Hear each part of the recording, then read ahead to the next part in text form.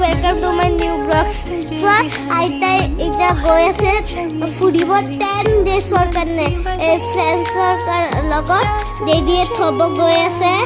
ককাই দৰ্জা বন্ধ কৰি আছে, এইয়া গুচি গ'ল। এইয়া চাওক আইতা নাই, সেইকাৰণে মই এইটো পূজা কৰিছোঁ। এই চাওক মই এই পুৰণা ফ্লাৱাৰকেইটা পেলাই নিউ পানী লৈ মাত্ৰ মন্দিৰটোত লৈছোঁ। তাৰপিছত ককাই ফ্লাৱাৰকেইটা আনি দিছিলে আৰু এইয়া চোৱা মই এনেকৈ সোমাই দি আছোঁ। কেনেকুৱা লাগিছে আমাৰ মন্দিৰটো ক'বচোন। এইয়া চাওক ফুলটো দি আছোঁ এতিয়া। এইয়া চাওক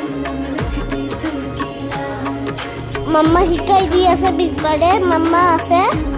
এইয়া চাওক মই কেণ্ডেল দি কৰিছোঁ। মই